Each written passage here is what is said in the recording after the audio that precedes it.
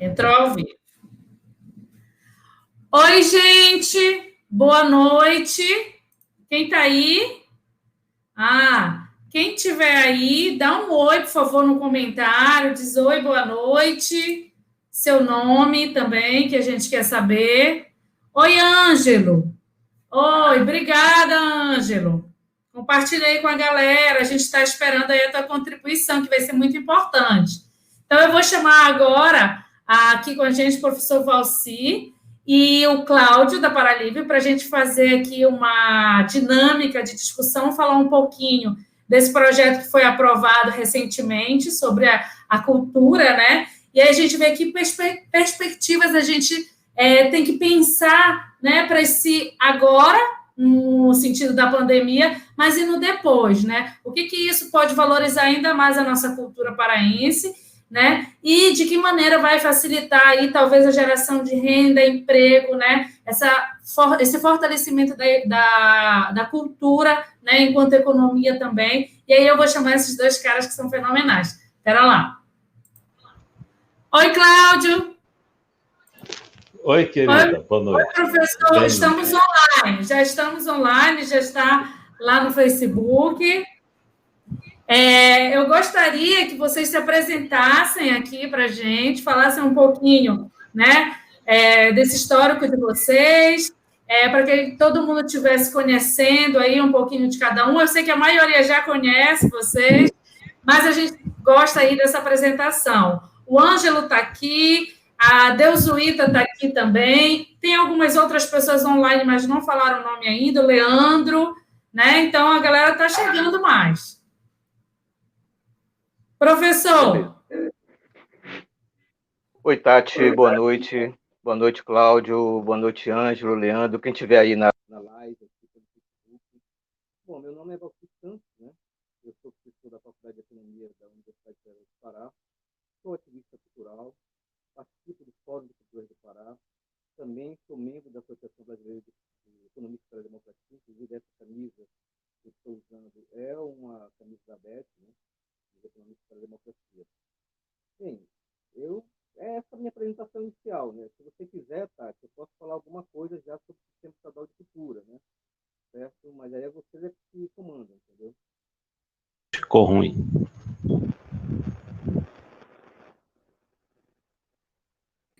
Cláudio, te apresenta aí para a gente. Está ouvindo? Sim, a gente está ouvindo. Te apresenta aí, Cláudio, e a gente volta para o professor. Olá, boa noite. Meu nome é Cláudio Afonso. Eu sou tecnólogo em rede de computadores, trabalho na Paralivre, no Lab Livre, que é o Laboratório de Tecnologias Livres. E é isso. Estamos aí no setor cultural também e vamos discutir um pouco sobre essa lei da cultura. Vamos lá, Valci. Vamos lá. Então, só para introduzir aí a galera, quem precisar depois, a gente pode enviar o projeto que foi aprovado, né? Ainda vai sair uma versão final, mas a gente tem aqui um modelo. E aí, só para situar todo mundo, no dia 29 de abril foi aprovado pela LEPA, né? O então desejado, projeto que criou o Sistema Estadual de Cultura, né? Então, ele é muito importante, porque ele tem aí uma abrangência, fortalecimento da nossa cultura estadual, né? E está enraizado aí nessa dinâmica, dessa discussão coletiva, junto com os grupos, né, as ONGs, as entidades, e principalmente o professor Valci, que ele já tem aí uma carreira dentro dessa discussão política, né, de construção de um sistema, e aí a gente quer ouvir falar um pouco ele. Professor, fala como foi essa construção, né, como é que foi ganhando forma tudo isso, até a gente chegar aqui.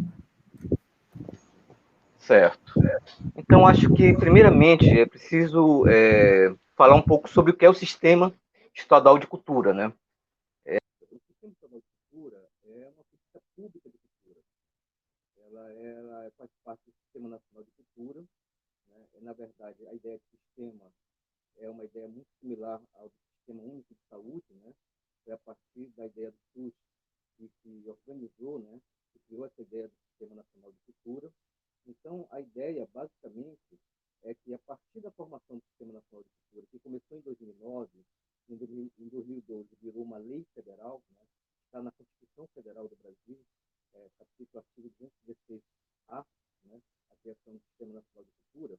A partir daí, os estados e municípios começaram a aderir ao Sistema Nacional de Cultura, né, ao modo como é o Sistema Único de Saúde, né.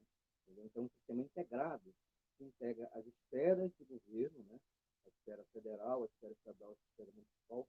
Mas eu acho que, assim, tem muito importante no sistema de cultura, no caso do Sistema Estadual de Cultura, é a participação da sociedade civil, né, dos agentes culturais. Porque uma distinção muito importante, quando a gente fala de política pública de cultura, é que quem faz cultura são os agentes culturais, é a sociedade civil, né? Então, é muito diferente você, por exemplo, falar de sistema nacional de cultura e sistema, por exemplo, federal de educação, ou um sistema público de educação. Por quê? Porque no sistema público de educação, você tem toda uma rede pública de educação, né? Eu, por exemplo, eu sou professor da Universidade Federal do Pará, né? A Tatiana é professora do Instituto Tecnológico Federal do Pará, faz parte de uma rede pública, né, que está ligada a um sistema de educação, entendeu? Só que no caso da cultura é diferente, né? Porque quem faz cultura, de fato, são os agentes culturais, né? São artistas, né? São agentes culturais que estão ligados à esfera da sociedade civil, entendeu? Então, o Estado, na verdade, o papel do Estado, nesse caso, é de fomento, né? É de facilitador desse processo. Por exemplo, equipamentos culturais são muito importantes, né? Teatros, cinemas, né? Áreas para audição pública, né? Centros culturais, espaços culturais, tudo isso é muito importante e o Estado contribui com isso. Mas não é o Estado que faz a cultura nesse sentido, né? Claro que você tem também alguns acervos culturais, né? Você também tem equipamentos culturais e você tem também acervos técnicos do Estado do Pará, por exemplo, né? Que fazem parte desse sistema. Mas, fundamentalmente, é a esfera da sociedade civil que faz a cultura, entendeu? Isso independente do próprio Estado, certo? O Estado ele tem um papel de facilitador. Então, por isso que, dentro da estrutura do Sistema Estadual de Cultura, é muito importante a participação da sociedade civil, entendeu?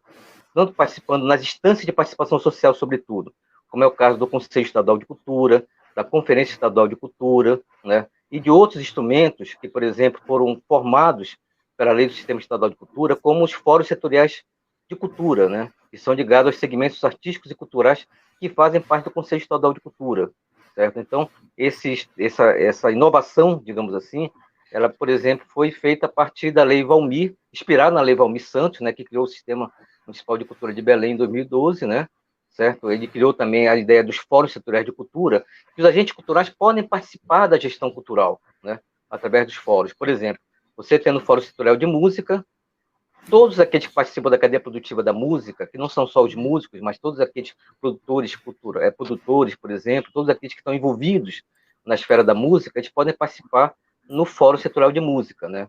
Que também são agentes culturais que são eleitos pelos seus pares, né? Isso tudo está dentro da Lei do Sistema Estadual de Cultura, né? Isso foi até uma contribuição que foi feita pelo Grupo de Trabalho do Sistema Estadual de Cultura, que foi instituído em setembro do ano passado, né? Onde é um grupo de trabalho paritário, onde tem representantes da sociedade civil e do poder público, sobretudo da Secult, né, da Secretaria Estadual de Cultura. Eu estava presente, eu sou parte do grupo de trabalho, né, e o Cláudio Afonso também, né, o Cláudio entrou um pouco mais recentemente, né, mas o papel desse grupo de trabalho foi muito importante, inclusive em colaborar em aspectos da lei que foi aprovada pela LEPA, né, na quarta-feira passada, dia 29 de abril. Né, a gente teve uma colaboração muito grande, sobretudo nessa parte referente ao Conselho Estadual de Cultura. Bom, se vocês quiserem que eu fale um pouco mais, eu falo. Sim, exatamente. E é isso que a gente quer entender mesmo, como esses setores eles vão atuar, né? A gente sabe que vai ser um comitê, né? Vai ter um conjunto de pessoas, de órgãos, comandado pela Secult, né? E como é que esse trabalho ele vai ser incorporado dentro das ações efetivas, né, para produção, para promoção, ou seja, para o que de fato esse projeto veio, né, para fortalecer de que forma a cultura. O senhor deu o exemplo aí da música, né, da cadeia produtiva da música. Tem um elemento lá que o projeto diz que é para fazer incentivo à inovação, né, à pesquisa, a projetos, enfim. Como é que esse grupo de conselho ele vai estar entregando para a sociedade, né, ferramentas para que a gente consiga deixar mais robusto, que a gente possa acessar os recursos, que a gente possa garantir a acessibilidade das músicas, né? Um exemplo que a gente viu nessas lives aqui do mundo inteiro é o nosso intérprete, né? Quando é que aqui em Belém a gente vai fazer essa inclusão, né, de acessibilidade junto com a cultura, por exemplo? Então, na verdade, o Sistema Estadual de Cultura ele é composto por 9 instrumentos, né? 9 elementos que compõem o sistema, né? O principal deles, talvez os 3 elementos principais, o tripé principal do Sistema Estadual de Cultura é o que a gente chama de CPF da Cultura, que é o Conselho, o Plano e o Fundo Estadual de Cultura, né? Por exemplo, o Sistema de Financiamento da Cultura, que o instrumento principal seria o Fundo Estadual de Cultura, ele é muito importante, né? Porque você tem um acesso mais amplo e democrático aos recursos culturais através do Fundo Estadual de Cultura. Eu vou dar um exemplo, né? Aqui, por exemplo, os segmentos artísticos e culturais têm acesso a financiamento cultural através da Lei CMA, que é uma lei estadual de incentivo à cultura, ou da Lei Tó Teixeira, que é a Lei Municipal de Incentivo à Cultura, ou a Lei Rouanet, que é a lei em nível federal. Só que essa lei, em geral, ele trabalha com a concepção de mecenato cultural. O que é o mecenato cultural? Basicamente, são recursos públicos, né, que as empresas pagam ao governo, mas que o governo, na verdade, ele renuncia a esses recursos públicos para que as empresas possam dar uma contrapartida a mais, né, para que possam financiar projetos culturais. Só que nessa contrapartida, o governo também abre mão de selecionar projetos. Os projetos são selecionados pelas empresas privadas, né, certo? E são recursos públicos em sua maioria, né? Certo? Hoje, por exemplo, até mais recentemente, a Lei CMA estava colocando que seriam 80% de recursos públicos, né, do governo, que são renunciados, né, e mais 20% que entram pela carteira da empresa, certo? Só que a empresa, ela escolhe os artistas que ela vai, por exemplo, financiar através de critérios empresariais, né, critérios geralmente do marketing da empresa, né? São os artistas que já têm um mercado, né, um público, né, que podem dar um retorno, né, desse investimento que é feito pela empresa, mas que não é investimento em grande parte da empresa, mas sim do setor público, né? Mas que é a empresa que define, na verdade, no final das contas, quem é que vão ser financiados, né? Os projetos culturais vão ser financiados. Então, isso mostra que é uma concentração de recursos, entendeu? Porque são poucos artistas, são poucos projetos que são selecionados. E geralmente são aqueles projetos que já têm algum retorno de mercado, entendeu? Então, vários segmentos culturais ficam excluídos desse processo, sobretudo ligados à cultura popular, de segmentos considerados tradicionais da cultura, entendeu? Então, é um processo de concentração de recursos, entendeu? Né? Mas tem alguma coisa importante também, que pouca gente talvez saiba, é que dentro da própria Lei CMA já tem um fundo que é muito similar ao Fundo Estadual de Cultura, mas que quase nunca foi acionado, entendeu? Certo? Então, o nosso Fundo Estadual de Cultura, na verdade, ele já está dentro da Lei CMA, certo? Mas ele nunca é acionado, entendeu? Então, acho que houve uma reestruturação da Lei CMA recentemente, né? A ideia era justamente também aumentar a captação de recursos através do fundo, né? Mas isso depende muito do governo, né? Porque no caso do fundo, é o governo que tem que dotar orçamento, recurso orçamentário para isso, né? Entendeu? Não é tanto de renúncia fiscal, entendeu? Então, só para este ano, por exemplo, o governo do estado, se não me engano, ele reservou 7 milhões de reais para a Lei CMA.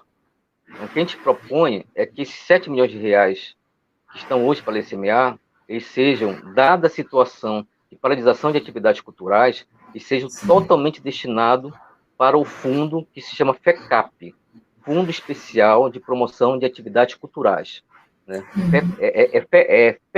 FEPAC, na verdade. Esse que é a sigla, né? Então, esse fundo, ele faz o papel de Fundo Estadual de Cultura, entendeu? Certo? Ele já poderia ser acionado nesse momento, ok? Então, isso é um exemplo, né, de medida, inclusive uma medida emergencial, né?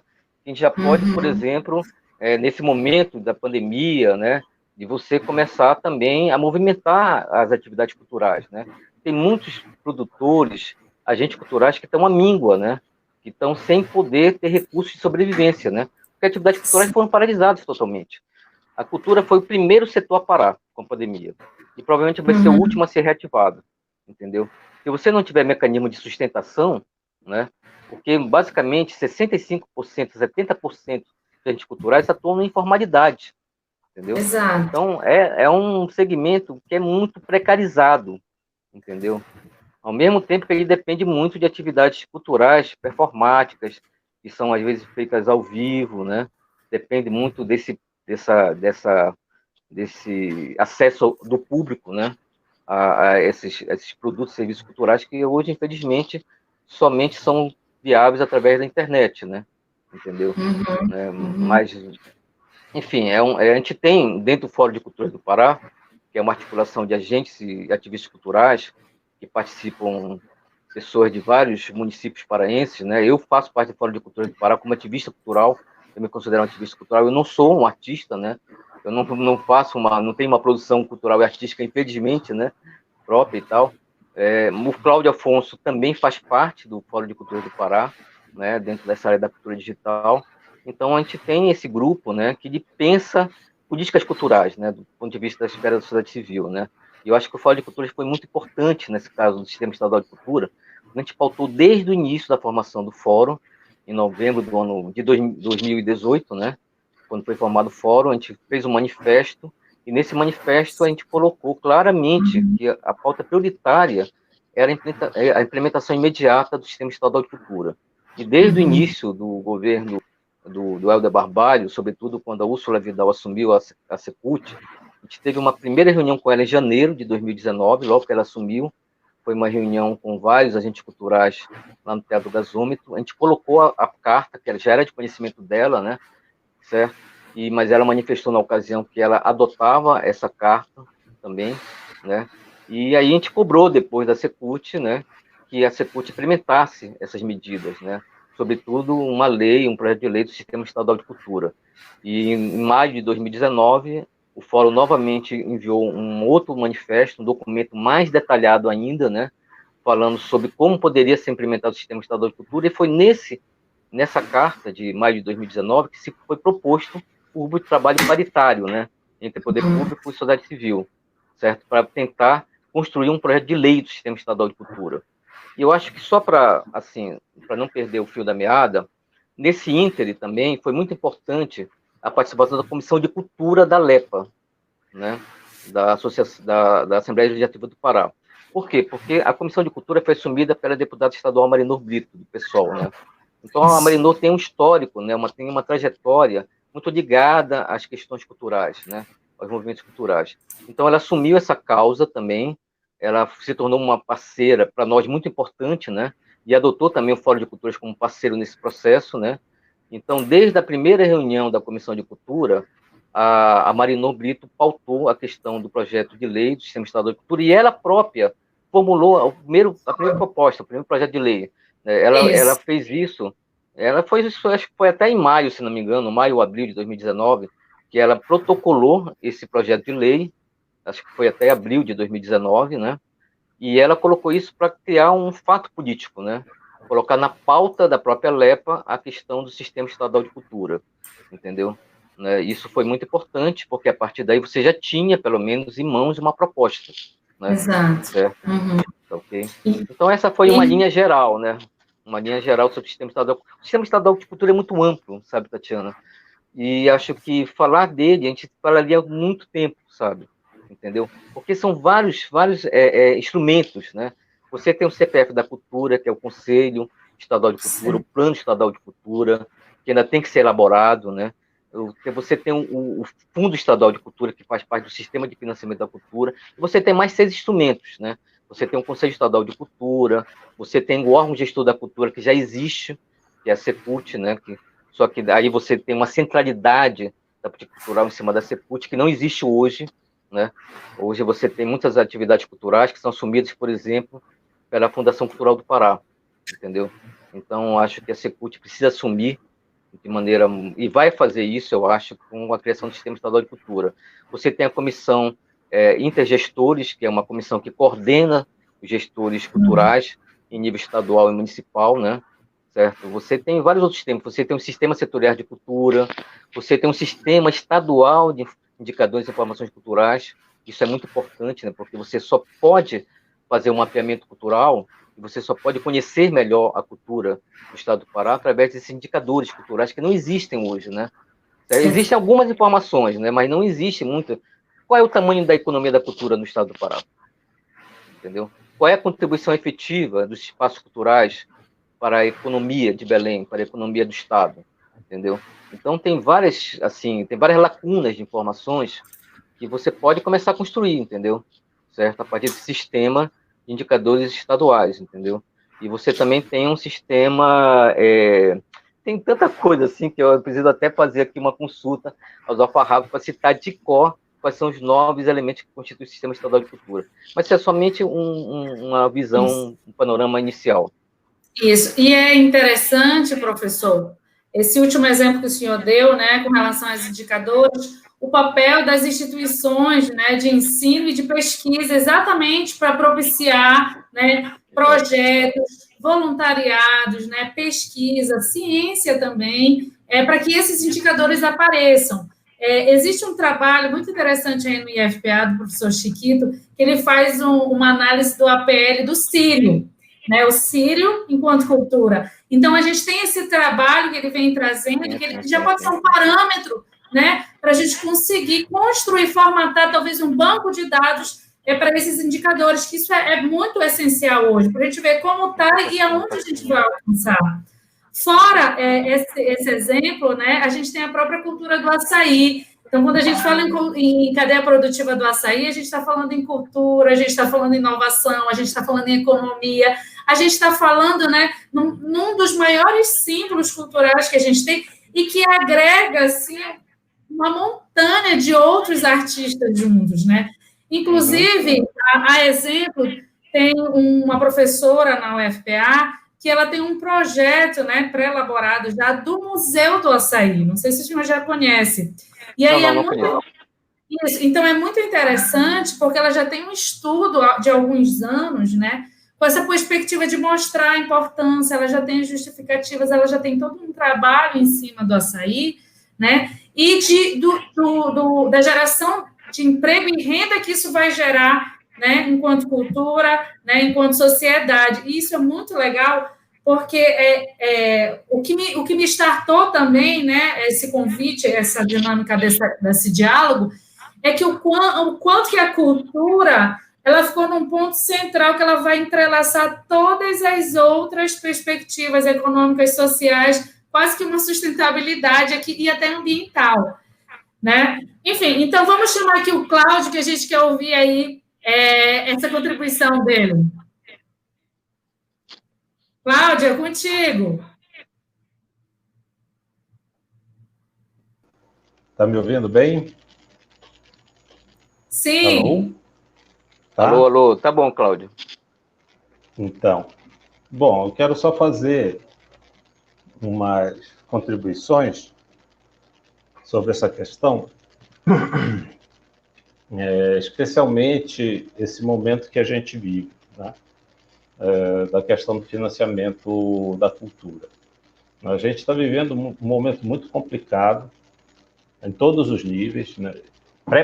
Pré-pandemia, a gente já estava vivendo um momento complicado no setor cultural, antes da pandemia, né? A gente tem a extinção do MINC, né?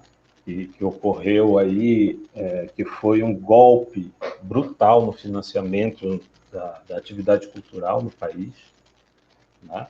A gente tem também a questão do setor cultural no município de Belém, especificamente, terrível, né? Uma falta de uma proatividade da prefeitura do município de Belém. Você não tem a implementação da Lei Municipal de Cultura, você, pelo contrário, tem um travamento desse processo, né? O Valci pode até, acho que caberia também fazer essa retrospectiva aí.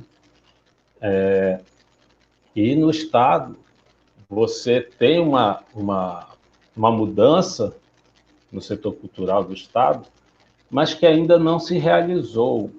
A expectativa de mudança, de melhora no financiamento cultural, isso eu estou falando pré-pandemia, antes de acontecer essa história da pandemia, né, que ainda não se realizou.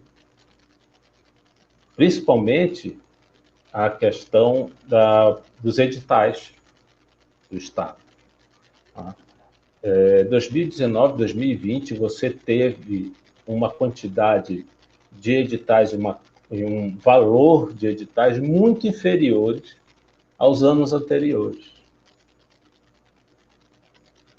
Então, isso é um problema grave que, com a pandemia, ficou pior ainda. Entendeu? Então, você não pode contar com os instrumentos federais, a não ser a Lei Rouanet. Você não pode contar com os instrumentos, com os editais municipais, que são baixo valor, são instáveis, um ano sai, outro ano não sai. E no Estado, você também, apesar de toda a expectativa de mudança, você ainda não viu isso se concretizar. Objetivamente, em termos de valores, editais, regularidade de editais, quantidade de editais, você não tem isso acontecendo no Estado. E aí, você chega nesse momento de pandemia e você encontra um setor cultural de mestres e mestras, de fazedores de cultura, né, mais fragilizados por todo esse processo de destruição do financiamento cultural. E além disso, e além de todo esse problema, você tem o problema da lei dos mestres e mestras da cultura popular, que foi vetado, né? E que, nesse momento, se viu o quanto seria importante ter essa lei, que foi vetada pelo Estado, que ela estivesse implementada. Nesse momento, você vê essa situação. Uma luz que se acendeu nessa situação toda caótica do setor cultural, federal, municipal, estadual, foi a aprovação do plano da lei que estabelece o Sistema Estadual de Cultura, né? Que é uma lei que foi um processo de construção, né, conforme o Valci já comentou aí, se estabeleceu um grupo de trabalho que reuniu o movimento social, que reuniu os órgãos de governo, todos para construir uma proposta colaborativamente desse Sistema Estadual de Cultura. Se apresentou essa oportunidade através da deputada Marilu de se apresentar esse projeto de lei, né, que recebeu, inclusive, apoio do próprio Estado, né, recebeu, inclusive, apoio do próprio Estado para ser aprovado, né. Teve algumas emendas aí que ainda vão ser discutidas, tem a questão de tentarem incluir a música gospel como manifestação cultural, quer dizer, tentar meter religião no meio do setor cultural, que é uma questão problemática, que quando você trabalha no Sistema Estadual de Cultura sobre música, você está trabalhando a linguagem da música. Você ali não vai dizer se ela é gospel, se ela é católica, se ela é da Umbanda. Você está trabalhando a música como manifestação, como linguagem cultural. Essa tentativa de se colocar em setores, setorizar por questões religiosas, isso aí não, a gente já viu o que aconteceu ao misturar religião com política, né? A gente já está vivendo isso aí dos fanatismos desse governo que está aí, que adora misturar religião com política. né, de forma oportunista, né? Então, estão querendo fazer a mesma coisa com o setor cultural. Então, isso não dá certo. A gente tem que tratar de linguagens, de manifestações culturais, de linguagens artísticas, entendeu? Nesse sentido que a gente tem que discutir. Agora, com esse sistema estadual de cultura e toda a discussão, todo o amadurecimento que ele ainda vai sofrer, se abre uma luz, se abre uma oportunidade de se ter algo que seja permanente, que seja uma política de Estado, que não seja uma política de governo A, B ou C, que se prolongue por um processo que os fazedores de cultura possam se planejar. Esse ano eu sei que eu tenho esses instrumentos, que eu posso me programar para concorrer, para trabalhar com esses instrumentos e poder financiar, empreender na área cultural. Então, a gente passa a ter uma política de Estado, finalmente, né, que não existia durante todo esse período, né, no estado do Pará. Então, isso se abre uma nova janela de oportunidade de empreendedorismo, de valorização da cultura, do resgate da cultura, que é esse sistema estadual de cultura. Mas isso é algo a médio prazo, a longo prazo. A gente precisa de algo para agora, para hoje, que é o plano emergencial para o setor cultural, que foi elaborado por vários movimentos, principalmente pelo Fórum de Cultura do Pará, né, que eu faço parte, o Valci faz parte, e que tem uma série de pontos que estabelecem aí uma política pública emergencial para o setor cultural, que é um setor que já estava fragilizado por uma política de desmonte da cultura, de destruição da cultura popular, né? E que com a pandemia se viu ainda mais prejudicado por essa questão. Então, a necessidade de a gente estabelecer, botar para funcionar um plano emergencial do setor cultural. Se eu não me engano, já existe aí uma sinalização dos setores governamentais de se posicionarem sobre essa proposta até quinta-feira, né? Mas é importante a gente fazer esse reforço da urgência, da necessidade, porque tem pessoas passando fome e, quiçá, morrendo por falta de apoio, por falta de uma política pública emergencial para o setor cultural. São mestres e mestras da cultura popular, pessoas que muitas vezes são idosas, que estão no grupo de risco, que não contam com apoio para poder continuar sequer vivo, né? Sequer vivo.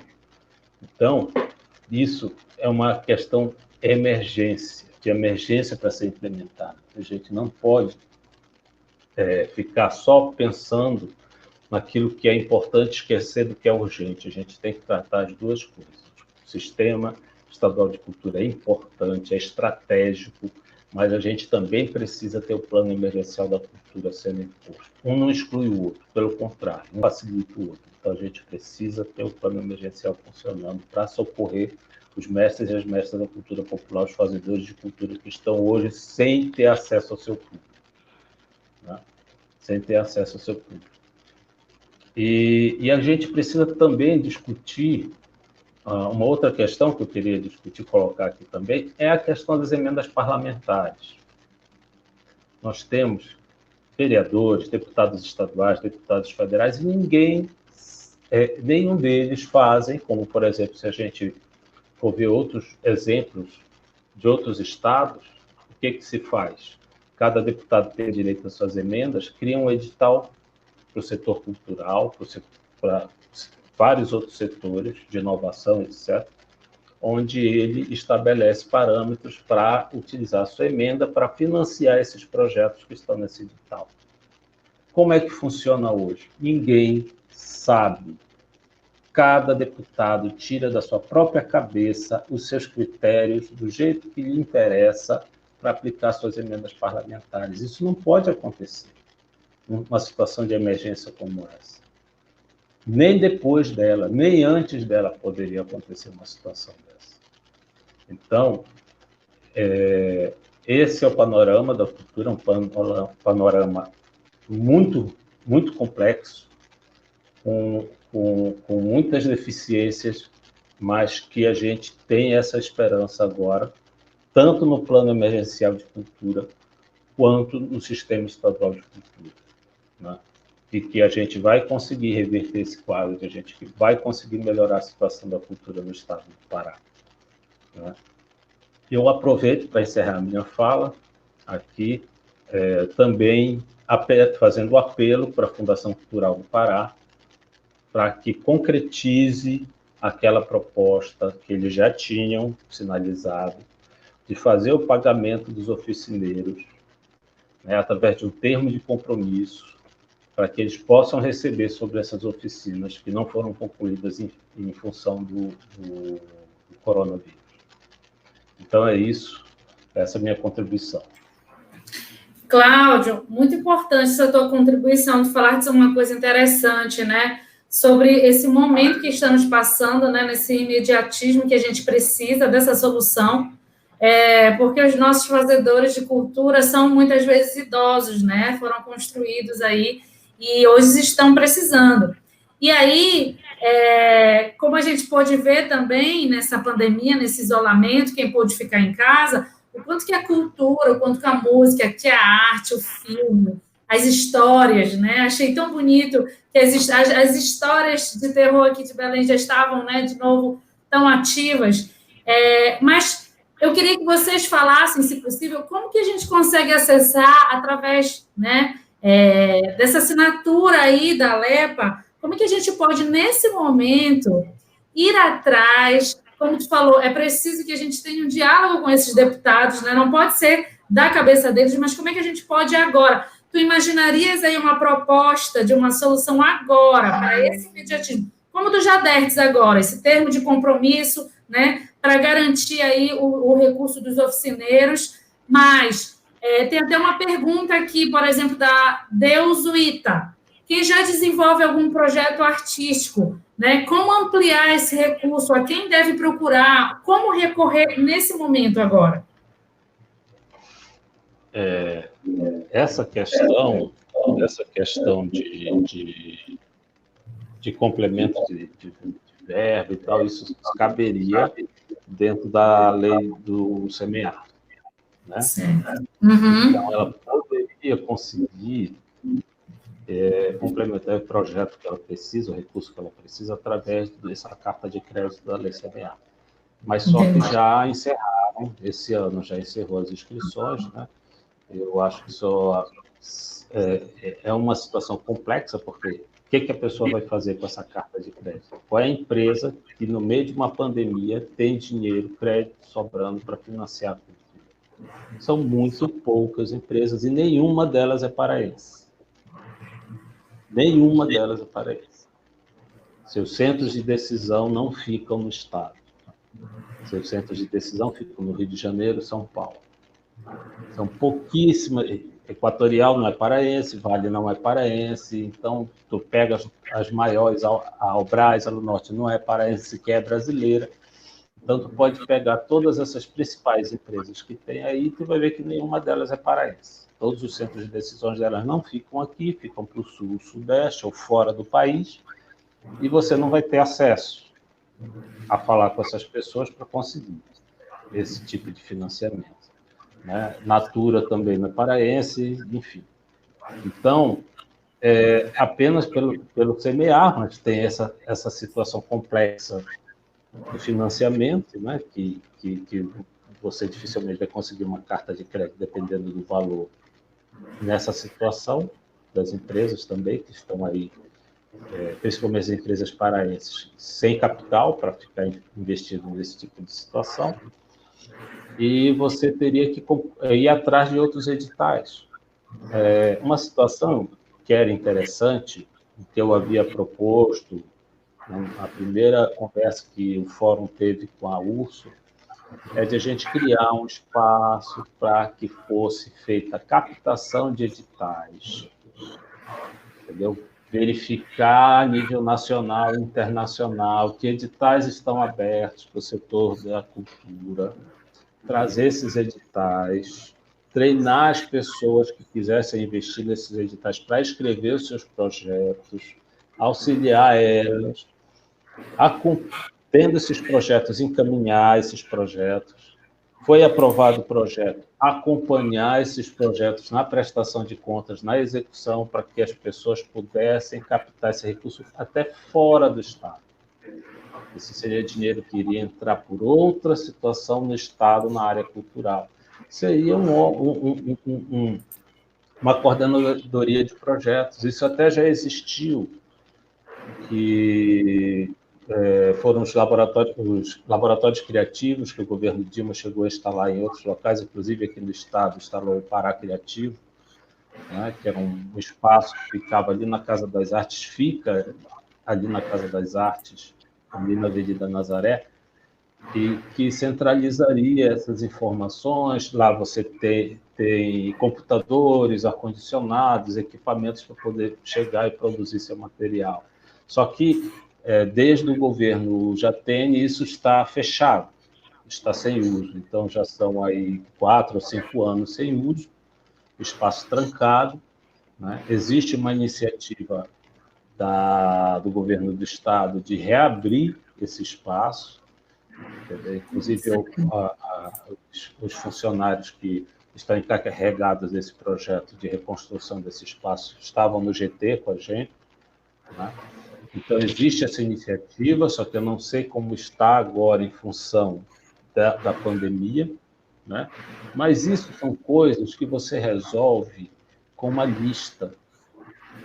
Você capta esses editais, você faz uma lista de e-mail, uma lista de distribuição desses editais, coloca pessoas com experiência para acompanhar as pessoas que desejam escrever esses projetos, faz uma revisão, essas pessoas escrevem esses projetos, mandam para esse pessoal, o pessoal faz a revisão dos projetos e encaminha.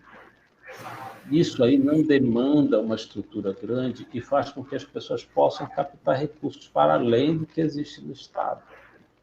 Isso é boa vontade política. Você tem vontade política de fazer uma situação dessa, você faz. É claro que, num contexto de pandemia, tudo se torna mais difícil. Mas isso foi uma sugestão que a gente fez na primeira conversa, no início do primeiro semestre de 2019. Entendeu? E é uma situação complicada porque você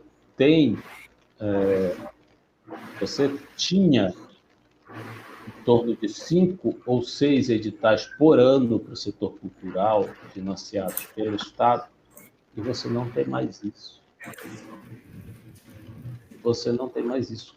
1 ou 2 editais. Então, piorou muito a situação do financiamento cultural no Estado, apesar da esperança que se tem na melhora, porque as pessoas que estão aí no setor cultural são pessoas que são militantes da área cultural.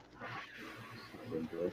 Então, a gente tem essa esperança de que, com a pressão, com a colaboração, com a discussão junto a esses órgãos, a gente consiga desatar esse nó e consiga voltar, pelo menos retornar ao que existia antes em termos de edital, volume, quantidade, recurso, pelo menos retornar a isso. Claro que o ideal é superar, mas esse estique-encolhe do recurso cultural, ele só vai mesmo ter uma parada com o sistema estadual de cultura. Ele só vai realmente ter um fluxo constante, que as pessoas possam se planejar, se preparar, se qualificar em função do sistema estadual de cultura. Enquanto não tivermos isso organizado, vai sempre depender da boa vontade, da disponibilidade de recursos do momento para os editais culturais acontecerem. Entendeu? Ou seja, é a cultura sendo tocada como algo supérfluo, né? A primeira coisa a ser cortada, a última coisa a voltar. É isso. Professor, o senhor ia falar alguma coisa? Levantou a mão? Sim, é verdade. Não, eu vou até aproveitar essa última parte aqui que o Cláudio estava desenvolvendo, né? Porque, na verdade, é o seguinte, a gente primeiro tem que saber o que foi aprovado, de fato, pela LEPA, né?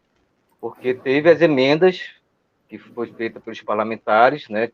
O Cláudio citou até a emenda do Martino Carmona, né?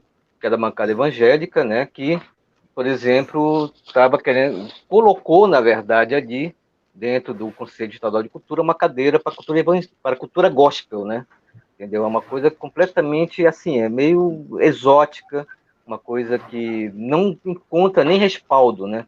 Dando na legislação federal quanto na estadual, entendeu? Não tem nada que fale sobre uma cadeira específica no setor religioso, entendeu? Porque não existe isso, né? Você tem as linguagens culturais, você tem as expressões artísticas e culturais, entendeu? Então, os agentes culturais, a diversidade que você tem em cada área, por exemplo, da música, você vai lá na cadeira da música e se vocês encontram lá, entendeu? Não precisa ter uma cadeira específica para música gospel e nem para cultura gospel, entendeu? Certo? Tá? Então, eu acho que, primeiramente, ver o que foi aprovado dentro da LEPA, né? Teve, inclusive, emendas parlamentares que depois eu fiquei sabendo que foram embutidas, assim, já em cima da hora, entendeu? Eu não sei como vai ficar, na verdade, a composição do Conselho Estadual de Cultura, né? Porque dentro da proposta que a gente enviou, né, e que a Marindô aceitou como emenda substitutiva, foi aceita primeiramente pela Comissão de Constituição e Justiça da LEPA, você tinha mais ou menos uma composição com a maioria da sociedade civil. Era mais ou menos em torno de 18 cadeiras de sociedade civil, 14 poder público, né? Na verdade, essa questão não é nem uma questão tão importante, né?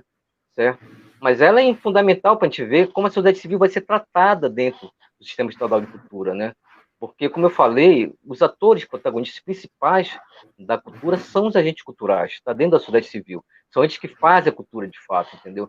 Então, tudo isso que a gente está colocando de propostas, se a gente tivesse, por exemplo, o Conselho Estadual de Cultura funcionando, os fóruns setoriais de cultura funcionando, você estaria lá discutindo propostas, você estava encontrando alternativas, né, para você movimentar, por exemplo, essas grandes questões que hoje são essa lacuna, né? Você vê a economia da cultura parada, né? Entendeu? Sem condições de reagir frente a esse caos que está ocorrendo, mas que é necessário da política de isolamento social, entendeu? Mas que fica uma situação de desespero, entendeu? Então, o mais importante até do que aprovar a lei é efetivá-la. E efetivar a lei depende e a efetivação da lei depende muito dos agentes culturais. Eles que têm que pressionar para isso, têm que ir atrás, entendeu? Então, uma inovação importante que foi colocada, que foi aprovada, ao que parece, dentro da lei do Sistema Estadual de Cultura, foi a formação dos fóruns setoriais de cultura. Cada setor cultural, cada segmento cultural e artístico pode se organizar através de seu fórum, entendeu? Então, você vai ter o fórum do teatro, o fórum da música, né? O Fórum da Cultura Digital, onde está o Cláudio Afonso, por exemplo, entendeu? Então, tem várias áreas, fórum da cultura popular, entendeu? Da cultura indígena, né? Da cultura afro-brasileira, sabe? Então, as várias expressões do campo artístico, né? E as várias expressões do ponto de vista da identidade social tem que se organizar agora em termos de fóruns, entendeu? Por exemplo, dentro do Fórum de Cultura tem um Fórum Livre de Teatro, né? Que é um fórum muito importante, né? Porque esse Fórum de Teatro, inclusive, foi também que deu origem ao Fórum Municipal de Cultura de Belém, né? E que deu também origem ao Sistema Municipal de Cultura de Belém também, entendeu? É uma forma de organização que você tem que agora começar a discutir. Os agentes culturais têm que começar a se organizar coletivamente, entendeu? Para que realmente o Sistema Estadual de Cultura seja efetivado, certo? Tem várias questões aí, acho que o Cláudio começou a dar uma pincelada em algumas, sabe? Por exemplo, a Deusuíta, né? Carneiro Miranda, como você citou, ela está aqui, fez uma postagem sobre a questão do projeto dela, como ela pode, na verdade, fazer com que esse projeto pode ser ampliado e conseguir recursos, né? Na verdade, como o Cláudio colocou, algumas portas já não estão tão abertas, né? Como, por exemplo, o caso da Lei CMA, mas em parte, né? Porque no caso da Lei CMA, o que está fechado são os projetos pelo mecenato cultural. No entanto, ainda há o fundo de cultura, né, o FEPAC, entendeu? Que, a meu ver, a maior parte dos recursos da CMA tem que ser direcionados hoje para o FEPAC, porque vai ser muito difícil você captar recursos de empresas, né? Certo? Nessa incerteza imensa, né? Não é estagnação, a gente vai entrar numa recessão econômica. Vai ser uma recessão econômica muito braba, talvez pior do que a de 2008, entendeu? Alguns estão comparando que o cenário pós-pandemia, de crise econômica, vai ser mais ou menos semelhante à da crise da década de 1930, que foi a maior crise econômica do sistema capitalista, entendeu? Então a gente vai estar num cenário muito caótico, de muitas incertezas, entendeu? Por isso é que o Estado vai ser importante. As políticas públicas vão ser importantes, porque elas que vão acionar, vão aquecer a economia, entendeu? É preciso sair dessa visão ultraliberal, por exemplo, do ministro da Economia, do Paulo Guedes, né, do governo Bolsonaro, e fazer com que o Estado tenha maior presença na economia, faça investimentos, nem que para isso tenha que emitir moeda. Isso, como vários economistas já falaram, não vai gerar inflação, entendeu? Porque você está justamente numa situação de que o consumo está lá embaixo, entendeu? Ele tem que ser reativado, certo? Então, mesmo que o Estado se endivida, né, e mesmo que ele imita a moeda, isso não vai criar uma situação de caos econômico, como vários economistas liberais falavam antes. Até os economistas liberais de antes estão começando a aceitar essas propostas, sabe? Está havendo um certo consenso até de que o governo e o Estado têm que liderar as despesas, né, hoje na economia, tem que liberar recursos, sabe? Já não tem como a iniciativa privada você captar recursos através da iniciativa privada. Isso é completamente ilusório, entendeu? Então, por isso que sistemas e políticas públicas, hoje, são mais do que importantes. Certo? Você não vai reativar a economia cultural se não for através de políticas públicas de cultura. Certo? E eu falo isso não só do ponto de vista da cultura, mas pode-se fazer esse tipo de analogia para a economia de maneira geral, entendeu? Então, eu acho que os agentes culturais têm que se organizar para começar a se organizar em torno de fóruns, né? A Deusuíta, por exemplo, ela tem esse projeto dela. Eu posso dizer de antemão, e já falando um pouco do que o Cláudio já falou aqui, eu coordeno um projeto de extensão na Universidade Federal do Pará, de Territórios Criativos e Economia da Cultura. A gente faz oficinas de elaboração de projetos culturais, no qual a gente instrumentaliza estudantes de economia para apoiar a elaboração de projetos culturais, para disputa de editais, ou para elaborar projetos para conseguir recursos de financiamento. A gente pode fazer isso também, a gente faz isso, né? Isso começou, na verdade, Tatiana e Cláudio e demais ouvintes, a gente começou a trabalhar com esse tipo de perspectiva a partir de um edital da Funbel de 2018. Isso aí é bem interessante, porque foi pela primeira vez a Funbel utilizou recursos do Fundo Municipal de Cultura, que até então não eram utilizados, apesar do Sistema Municipal de Cultura ter sido criado desde 2012, né? Mas somente em 2018 a Funbel começou a utilizar recursos do Fundo Municipal de Cultura. E só utilizou porque foi paralisado os projetos pela Lei Tó Teixeira, né? Através de auditoria do Tribunal de Contas do município, que encontrou várias irregularidades em projetos que foram aprovados pela Lei Tó Teixeira. Então, o Ministério Público Estadual pressionou a Prefeitura de Belém, eles tiveram que colocar um edital específico, né, de 3 milhões de reais, né, e esse edital foi muito interessante. Eu não sei se o Cláudio sabe disso, desse edital, mas foi um edital que foi muito diferente dos projetos que eram aprovados pela Tó Teixeira ou pela Lei CMA, porque eram projetos culturais de relevância social. Então, eram projetos sociais, na verdade. Você vai ver o edital, ele foi até muito criticado na época, né, por causa que ele não tinha critérios culturais muito definidos, mas os critérios sociais estavam lá colocados. Então, a gente percebeu na época, né, eu como coordenador desse projeto, e mais o professor Giancarlo Frabetti, que era um colaborador, professor dessa época, a gente percebeu uma janela de, na verdade, poder que os coletivos culturais periféricos de Belém pudessem acessar recursos através desse edital. Então, a gente fez oficinas através de elaboração de projetos culturais, foi a primeira experiência de oficina desse tipo que a gente fez através desse projeto. Conseguimos apoiar 4 projetos, 3 do Guamá, que foram aprovados nesse edital, entendeu? Certo? Então, foi muito importante, foi muito...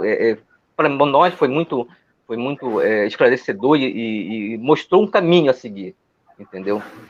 A Funbel, A Funbel, ela deveria dar continuidade a esse edital. Infelizmente, ela não deu continuidade, entendeu? Ela deveria ter colocado em 2019 e não colocou. Deveria ser cobrada para fazer isso em 2020, entendeu? Através de recurso do Fundo Municipal de Cultura. É isso que os agentes culturais têm que fazer. Tem que se organizar coletivamente para poder fazer esse tipo de pressão, entendeu? E só mais o seguinte, assim, porque esse é um debate, né? Então, nem sempre a gente vai estar caminhando na mesma proposta, apesar do Cláudio ser um companheiro, um parceiro, né? Inclusive, eu convidei ele para participar do projeto de extensão que eu também coordeno na UFPA. Eu espero contar com a presença dele. Ele já disse que vai estar nessa parceria também. Isso é muito importante, trabalhar com a cultura digital dentro da economia criativa, por exemplo, né? Só assim, o que eu vejo, Cláudio, em relação ao que tu falaste, é que eu não via, por exemplo, no passado, muitos editais de cultura, sabe? Entendeu? Direcionados, sobretudo, à cultura popular, entendeu? Então, você, por exemplo, teve, em 2019, a experiência do edital Prêmio Preamar, de cultura popular, que foi a primeira vez que você vê o Estado fazendo edital direcionado para a cultura popular, entendeu? Certo? E o edital Prêmio, ele tem essa característica, né? De ser de você poder ter uma prestação de conta não tão exigente e não tão burocrática, né? Como se faz geralmente nos editais em geral, entendeu? Então, ela desburocratiza o processo de prestação de conta e ele facilita, né, o processo de acesso ao recurso, entendeu?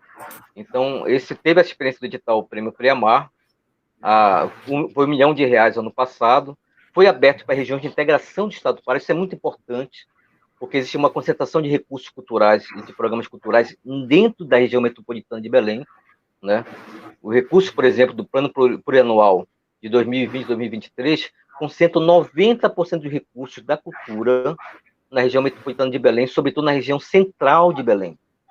Então, você vê que é uma concentração brutal, muito concentradora de recursos em Belém, em detrimento dos 143 municípios do Pará, entendeu? Então, isso é uma necessidade que o Sistema Estadual de Cultura tem que responder também. Regionalizar a política pública de cultura. Então, essas são questões assim, que são muito prementes, e apesar de que a Secult está patinando muito nas questões dos editais, a gente está vendo isso, muitas reclamações no edital do Tia Quieta, em casa, no edital do Prêmios Preamar, que saiu com resultado divulgado hoje no Diário Oficial, né? Eu acho que o edital, essa versão do edital de 2020 e 20, ela teve vários problemas, né? Primeiro, porque extrapolaram, além da cultura popular, colocaram uma série de outros segmentos culturais dentro do edital Prêmio. Eu acho que isso foi até um erro, né? Eu acho que a Secult deveria ter colocado editais com formatos diferentes para atender outros segmentos culturais e artísticos. Porque o edital Prêmio, ele tem uma destinação específica, né? Ele é destinado, sobretudo, para segmentos culturais que têm muita dificuldade de acesso, né, a poder elaborar um projeto. Está muito ligado à cultura ancestral, à cultura indígena, entendeu? Cultura afro-brasileira, a territórios, por exemplo, que não têm acesso a recursos de informática, de internet, entendeu? Certo? A precariedade que existe, inclusive aqui no estado do Pará, que é muito grande nesse aspecto, entendeu? Então, acho que o edital Prêmio Preamar, em 2019, ele foi direcionado para a cultura popular. Depois, eles extrapolaram para outros segmentos culturais, que eu acho que não foi uma maneira correta, entendeu? Porque aí misturou muitas coisas, sabe? E aí você teve uma série de segmentos da cultura popular que não puderam ser contemplados. Teve termo desse edital deste ano que proibia, por exemplo, que projetos, mestres da cultura, que foram contemplados no edital do ano passado, pudessem concorrer com este ano. Isso aí, para mim, é um absurdo, entendeu? Uma situação caótica que nós temos hoje, né? Por exemplo, um boi de cultura, um boi bumbá do Guamá, que foi contemplado com um edital do Prêmio Preamar do ano passado, né? Como boi travesso, não pôde disputar este ano. Ele disputou, mas não entrou. Entendeu? Sim. Tentou, não deu continuidade no projeto. sabe? Né? Então, sabe, no momento que mais você precisa, né? Que nesse momento atual que a gente vive, você não pode ter esses critérios excludentes, entendeu? Você tem que abrir, na verdade, esse acesso. Tem que abrir essa torneira, sabe? Então, são alguns exemplos que eu acho que se você tem um sistema estadual de cultura funcionando, né, e você tem os fóruns setoriais de cultura funcionando, o Conselho Estadual de Cultura funcionando, os agentes culturais estão participando, estão colaborando com a gestão pública da cultura, entendeu? Não é um conflito de interesses, né? Na verdade, o Conselho Estadual de Cultura é um espaço de pactuação, é um espaço em que você pode pactuar propostas, não é um espaço de conflitos, né? Entendeu? Certo? Pelo menos é dessa forma que é defendido dentro da concepção do Sistema Nacional de Cultura, entendeu? Exato, então, acho que essa visão tem que ser uma visão que o governo do Estado, sobretudo a Secult, tem que incorporar, entendeu? Né? Ver os agentes culturais como agentes colaboradores da gestão pública, né? Estamos ali para poder facilitar o acesso a recursos culturais, né? Essa que é a questão. Então, de maneira geral, eu acho que é isso, né? Professor, enquanto o Cláudio volta aqui, enquanto ele volta... Já tô. Ah, já está aqui, voltou. Voltou. Então, eu queria, em primeiro lugar, essa questão. Né? Nós temos hoje editais, nós temos o mérito de ter hoje editais para a cultura popular. Esse é o mérito que nós temos hoje. Né? Então, nós temos dentro da Secult essa política aí dos editais culturais. Né? Então, isso foi o mérito que se teve agora. Mas se a gente for comparar a quantidade, os valores de editais, a gente ainda não recuperou o que se tinha antes. Então, essa é uma preocupação grande. Então, apesar de torcer sempre pelo setor cultural, torcer para que a Secult faça uma excelente gestão, porque a nível federal nós não podemos contar com isso, por causa da determinação política do governo federal, a nível municipal muito menos. O que nos resta é conseguir que o Estado, que tem hoje nos seus órgãos de cultura pessoas que militaram dentro do próprio Fórum de Culturas, pessoas sensíveis à demanda cultural, de que consigam realmente implementar uma política cultural que venha contemplar os anseios dos fazedores de cultura. Então, resta para a gente torcer, conversar, trabalhar e, naquilo que for possível, também pressionar para que a política cultural realmente aconteça. Né? E eu acompanhei, sim, em 2018, eu até pensei em participar, assim como também tem esse edital agora da Prefeitura Municipal, também tem um edital acontecendo, extremamente burocrático, extremamente complicado para as pessoas poderem participar, entendeu? Como também tem no governo do Estado o Tia Quieta em Casa, que também tem os seus problemas, mas é bem menos complexo, bem menos complicado do que o edital da Prefeitura. Entendeu? E tem bem mais recursos, bem mais contemplados do que os editais da Prefeitura. Entendeu? Mas essa história, por exemplo, o Lab Livre, desde 2017, ou até antes, a gente vem fazendo essa história de compartilhar os editais que a gente encontra. Então, a gente sempre cria uma listazinha, editais culturais, às vezes coloca até o valor de cada edital, qual é a área de cobertura, e a gente joga nos grupos do WhatsApp. Entendeu? A gente até teve uma surpresa de um fórum de culturas lá de São Paulo, do professor da USP, que organizou uma entidade lá, ter publicado no blog deles uma postagem nossa de WhatsApp do Lab Livre. Estava até a tagzinha do Lab Livre lá na postagem dos editais de cultura. Por quê? Porque a gente tem os recursos na internet, uns robozinhos, uns cadastros que sempre ficam alimentando a gente com esse tipo de informação, e a gente faz uma pequena triagem da área cultural e a gente sempre distribui nos grupos. Então, essa é uma iniciativa que a gente já faz aí vários anos nesse sentido. Então, legal. Basicamente é isso. E olha aí, então aqui, para a gente fechar, a gente já está 1 hora aqui dialogando, passou tão rápido. Essa pergunta do Leandro, né, que vocês já responderam, mas não custa nada a gente reforçar. Ele pergunta assim: qual a expectativa de vermos a SEC aprovada, mas implementada? E como podemos fazer com que os agentes culturais se apropriem do SEC, né?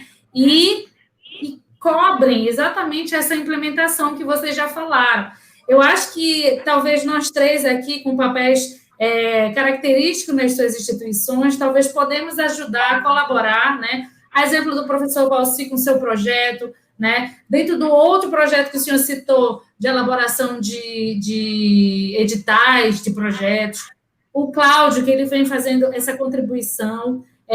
E aí, eu queria só ressaltar que tem um item aqui nessa proposta da SEC, que é o Programa Estadual de Formação e Qualificação da Área Cultural.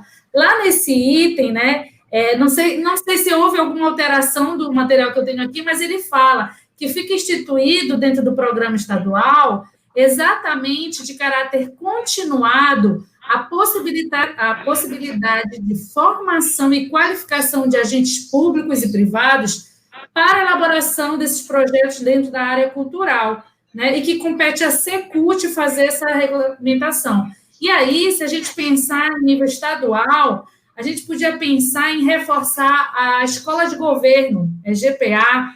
Eles já possuem diversos cursos, diversas atividades, eles têm um corpo temático, né, multidisciplinar, que poderia estar engajando exatamente nessa atividade que o senhor já fez, que o Cláudio já faz, né, de selecionar os editais, de formar esse agente e de estar à disposição para que pudesse fazer esses apoios.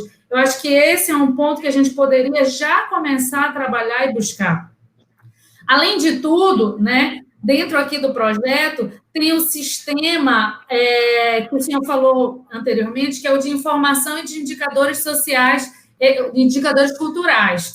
E aí eu vou puxar o Cláudio aqui, dentro dessa era digital que ele domina, o quanto é importante os nossos mapas colaborativos, as nossas informações colaborativas, os nossos bancos de dados colaborativos, que o Lab Livre já faz, mas que a gente pode reforçar ainda mais, né? Quando a gente faz um mapeamento, quando a gente faz um formulário, quando a gente engaja esses fóruns, digam aonde vocês estão, o que vocês querem, para que vocês querem, a gente começa a movimentar, né? A colocar essa adrenalina no corpo das pessoas, e aí responde o que o Leandro fala: como é que vai mobilizar esses agentes culturais? Então, precisa ter um agente que starte isso, que movimente, né? E essa é a grande dinâmica aqui desse diálogo. Para você que está vendo, para os professores, para o Cláudio, para o aluno, né? Que a gente possa, através de uma rede, fazer esse reforço, essa mobilização, que se a gente não cobrar, gente, ninguém vai dizer assim: Tati, estou fazendo um negócio aqui para ti. A gente precisa estar atento, a gente precisa estar dialogando. E eu acho que esse projeto, ele abriu esse espaço do coletivo, que foi o que o professor Valci falou bem no começo, né? Houve essa reconstrução da coletividade, né? De entender a discussão, como é que ela estava, de reforçar junto com os grupos de estudo, os grupos econômicos, os grupos culturais, enfim, os grupos das instituições cientistas, os grupos populares. Então, essa amplitude, novamente, da gente ter o diálogo, da gente ter o coletivo, eu acho que é exatamente o pontapé para a gente começar a movimentar os agentes. A gente precisa dizer: existe, como vocês já citaram, a gente precisa tomar atenção a isso e a gente precisa estar engajado, né, principalmente nesse ponto. E aí, me colocando à disposição, assim como eu sei que vocês estão, da gente reforçar dentro das nossas instituições, né? Dentro da incubadora, aí na UFPA a gente tem a incubadora tecnológica, a gente tem a incubadora de negócio, a gente tem a incubadora de empreendimentos sociais, de cooperativas. Nenhuma delas trabalha com cultura, né? Nenhuma delas trabalha com empreendedorismo em cultura. Pelo contrário, a gente tem uma incubadora aqui no IFPA, que é a incubadora de empreendimentos sociais e solidários. Dentro da economia solidária, a cultura ela é um ponto específico para a gente trabalhar. Exato. Então, talvez. A UFPA também tem uma incubadora de empreendimentos solidários, né? Então, é exatamente talvez a gente não pegou os projetos e incorporou dentro das nossas incubadoras o ponto econômico, o ponto cultural. A gente só deixou o ponto econômico para pensar em um projeto produtivo, um projeto de emprego e renda, e esqueceu um pouco que esse também poderia gerar economia, gerar emprego e renda. Então, eu acho que essas instituições, né, aí eu vou dar o exemplo do IFPA, da UFPA, do Lab Libre, dentro dessa experiência digital, da gente começar a construir esse start com a galera, né, de dizer, olha, aqui vocês podem ter esse apoio, no projeto de extensão do professor Valci, no mapa colaborativo do professor Cláudio, né, na incubadora Incubitec lá do IFPA da professora Tatiana, enfim. Então, a gente precisa, inclusive, estampar, né, nas redes sociais, nos sites, nas rádios, com os nossos amigos, dentro dos nossos fóruns, esse apoio institucional que a gente tem e que ele não está sendo usado. Me incomoda muito não estar sendo usado. Me incomoda muito a gente saber que existe, mas não chegar a demanda até a gente, né? Então, esse é o nosso papel agora de reforço. Cada um que está nessa live, né, ser aquela formiguinha que vai multiplicar todo esse diálogo que a gente teve aqui. Acho que é um ponto muito importante. E aí eu convido vocês para a gente começar a movimentar aí esse banco de dados de indicadores. Quem sabe a gente já não consegue startar aí um mapa colaborativo, Cláudio? Enviar, vamos fazer o nosso mapinha, vamos dizer onde estão esses grupos, o grupo da música, o grupo do teatro, né? o grupo do açaí, o grupo afro, o grupo indígena, onde eles estão? Existe um estabelecimento, né? É como se a gente fosse fazer o arranjo produtivo aqui no nosso estado da cultura. Aonde estão esses nichos? Aonde estão esses aglomerados, né, característicos? E aí, dessa maneira, a gente começa a visualizar e dizer, puxa, nessa região, a característica maior é essa, é da música. Então, é uma possibilidade de potencializar, talvez, aí, uma ação, um investimento, né, uma dinâmica de grupo, enfim. Eu acho que a gente poderia aí startar, né, começar a dialogar um pouco em off, junto com os fóruns, e movimentar esse momento que ele é tão importante. Tatiana, posso falar? Pode, deve. Rapidamente, né, porque eu acho que a gente está já na parte de conclusão, né, desse nosso debate, muito bom, por sinal. Né, eu acho que você tocou em alguns termos que são chaves, né? Rede, né, trabalhar em rede, trabalhar de forma colaborativa, entendeu? De maneira articulada, coletiva, o mapeamento. O mapeamento é muito importante, é um instrumento fundamental. Né? Tem, por exemplo, um mapeamento colaborativo que é feito através do Lab Livre, através de outros laboratórios, de outros projetos. Né?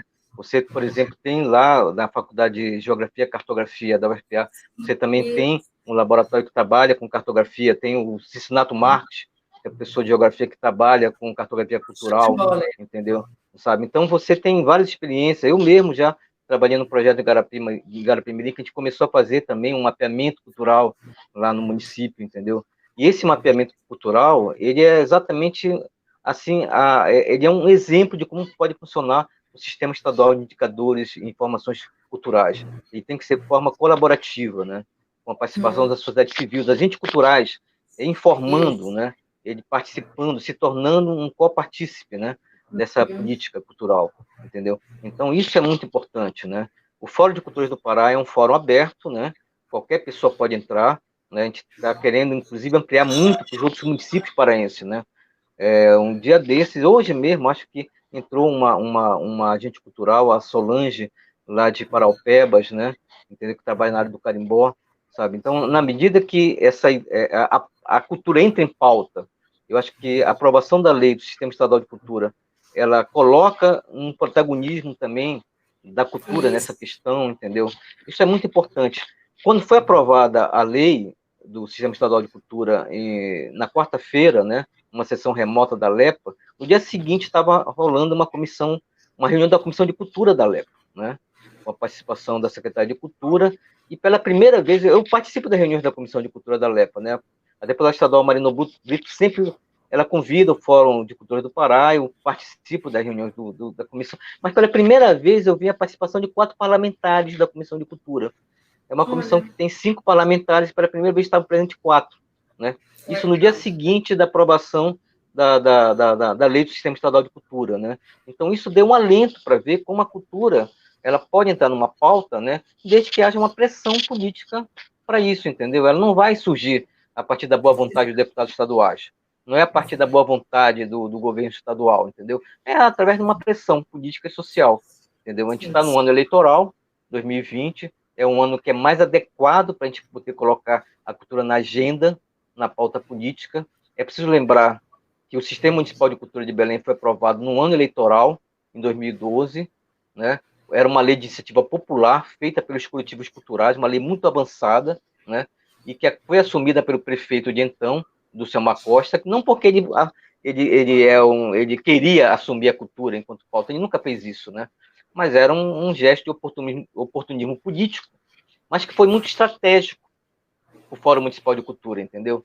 Porque através desse movimento, a base governista na Câmara Municipal de Belém aprovou por unanimidade uma lei, que é a Lei Municipal do Sistema Municipal de Cultura de Belém, entendeu? Que foi depois denominada nessa sessão como Lei Valmir Bispo Santos, que é homenagem ao meu irmão que faleceu, tinha falecido alguns meses antes, que foi um ativista cultural, gestor cultural, né? Enfim, foi uma homenagem muito bonita, né? Foi até através dessa porta que se abriu, né?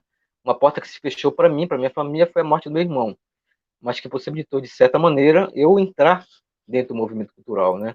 Através dessa homenagem que foi da Lei Valmir Bispo Santos. Infelizmente, a Prefeitura de Belém não executou a lei como ela foi aprovada, né? Pelo contrário, o Zenaldo Coutinho, prefeito de Belém, que foi reeleito depois, em 2016, e fez de tudo para postergar a execução da lei, né? E depois, em 2017, depois que ele foi reeleito, ele modificou completamente a lei. Na verdade, destruiu os avanços democráticos que estavam contidos na Lei Valmir, o Sistema Municipal de Cultura de Belém, infelizmente.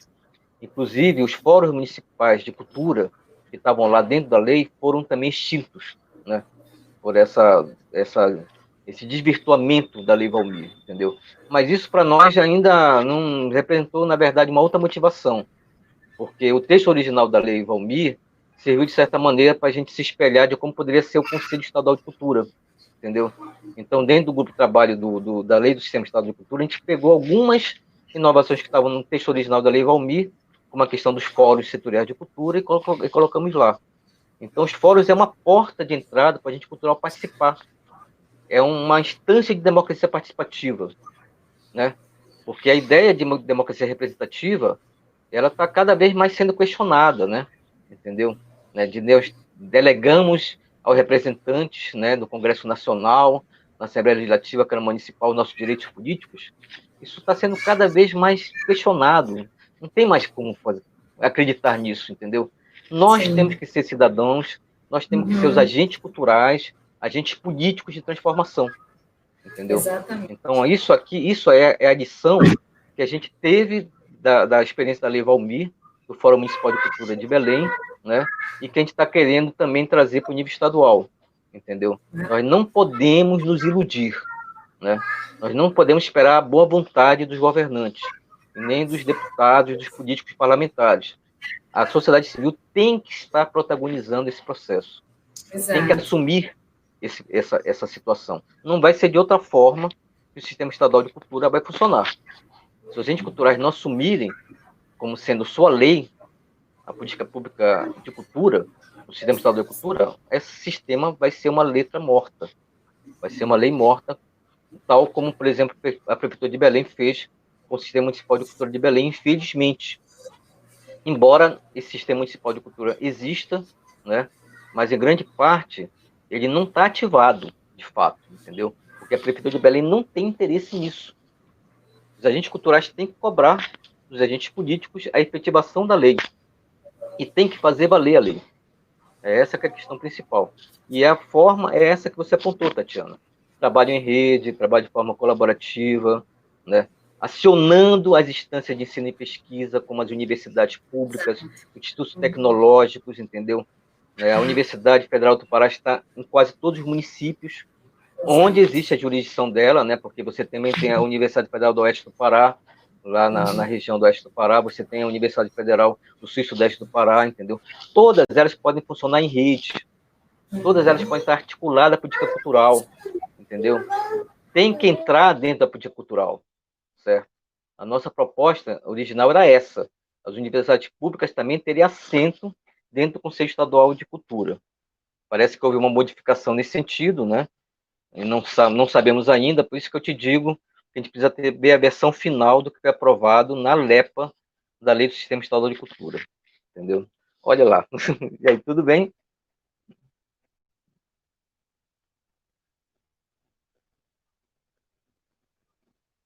Então é isso. Tá, Tatiana? Eu encerro, acho que a minha participação aqui. Agradeço muito essa participação aí. E aí, tudo bem? Professor, eu que te agradeço. Tchau. Eu que te agradeço. Muito feliz com a tua apresentação, né, com o teu reforço. Eu acho que a gente está aqui exatamente para motivar o nosso grupo, o grupo cultural. Agradeço também ao Cláudio com as suas contribuições maravilhosas. Sempre recorro ao Cláudio, a gente tem um diálogo muito legal, né? A gente trabalha isso. Me colocar à disposição também para o que vocês precisarem com relação ao projeto, as instituições, né, para a gente começar, como eu disse, a movimentar isso, a cobrar, ajudar a cobrar também. Acho que isso é o grande lance, né? Ajudar, encorajar, porque a gente está num momento tão tenso que a gente tem medo, está todo mundo com medo, está todo mundo tenso, não sabe por onde ir, mas eu acho que a gente tem que encorajar todo mundo a fazer isso, né? Agradeço a todos que estiveram aqui online, a gente está 1h20, né? A gente poderia ficar aqui até mais tempo. Agradeço a todo mundo que estava aqui, Leandro, né? Milton, Antônio, Paty, Milton Rocha estava aí. Idade Mídia, Comunicação e Cidadania, disse que repostou. Grande Ângelo, Idade Mídia. Ângelo, exato. A Dani, enfim, a todos que estiveram por aqui, a gente agradece muito. Eu peço que vocês compartilhem essa informação. E só lembrando, gente, usando esse momento agora, né, do Covid-19, o quanto que a cultura, a gente viu que realmente é ela quem está nos mantendo em paz dentro das nossas casas um pouquinho, né? Ela quem está dando saúde mental, ela quem está acalmando os nossos ânimos, seja numa leitura, num vídeo, seja num filme, né? Numa música, numa história contada, enfim. Então, eu acho que esse é um ponto muito importante para a gente dizer que cultura também é economia, cultura também é geração de emprego, cultura é história, cultura é força, né? É resistência. Eu acho que é isso que a gente tem que levar também desse momento aqui de coronavírus, né? Pegar exatamente os pontos positivos no sentido de dizer, cara, o que realmente vale a pena para depois dessa pandemia? O que vale a pena mesmo, né? Então, eu acho que a cultura ela está ali, né, no topo do que vale a pena e que a gente não pode deixar de valorizar, não pode deixar de investir, principalmente, né? Enfim, então a gente ainda tem muita coisa para fazer, algumas perguntas aí a gente pode responder depois, que ficou por aqui. Quem ainda tiver outras perguntas, deixa no comentário, fala com o professor Valci, chama o Cláudio, coloca aqui no Facebook e a gente vai interagindo aí durante o ano, né? Enfim, então, muito obrigada. Beijo. Obrigado, boa noite. Valeu pelo convite. Tchau, tchau. Obrigado, Tatiana. Obrigado pelo convite. Até mais. Até mais, Cláudio. Até mais, pessoal. Tchau. Até mais.